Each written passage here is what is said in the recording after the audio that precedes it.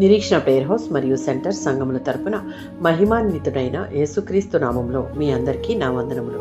ఈరోజు దేవుని వాగ్దానం యెషయా గ్రంథం 30వ అధ్యాయం 19వ వచనం. ఆయన నీ మొర విని నిశ్చయముగా నిన్ను కరుణించెను. యెషయా గ్రంథం 30వ అధ్యాయం 18 నుంచి 19 వచనాలలో యెషయా ప్రవక్త క్రీస్తు పూర్వం 8వ శతాబ్దంలో యూదా రాజ్యంలో సేవ చేశాడు. అతని సేవ యూదా రాజులైన ఉజియా, యోతాము, ఆహాజు, హిజ్కియా రాజ్యకాలంలో జరిగింది. ఆ సమయంలో యూదా ప్రజలు విగ్రహారాధన, అన్యాయం, గర్వం, అవినీతిలో పడ్డారు. దేవుడు తన ప్రజల మీదకు తీర్పును రప్పించబోయే ముందు వారిని కరుణింపవలనని, వారు పశ్చాత్తాపపడతారని, వారిని బాగు చేయడం కోసం ఆలస్యం చేయుచూ ఉన్నాడు. ప్రజల మొర వారు పశ్చాత్తాపపడడాన్ని, తమ పాపాన్ని అంగీకరించడాన్ని, సహాయం కోసం దేవుని వైపు మళ్ళడాన్ని సూచిస్తుంది. దీని ఫలితంగా ఆయన వారి పట్ల నిశ్చయంగా కనికరంతో ప్రతిస్పందిస్తాడు. యెషయా గ్రంథం 1వ అధ్యాయం 4వ వచనం.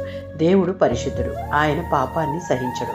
మన జీవితాన్ని ఏలుబడి చేసే పాపాన్ని తేలికగా తీసుకోకుండా పశ్చాత్తాపంతో దేవుని వైపు తిరిగి క్షమించమని వేడుకుంటే మన మొర విని నిశ్చయముగా ఆయన మనలను కరుణించి ఆయన పరిశుద్ధతలోకి నడిపిస్తాడు. యెషయా గ్రంథం 65వ అధ్యాయం 17 నుంచి 25 వచనాలలో దేవుడు తన ప్రజలను తిరిగి స్థాపిస్తానని, శాంతి యుగాన్ని తీసుకుని వస్తానని వాగ్దానం చేశాడు.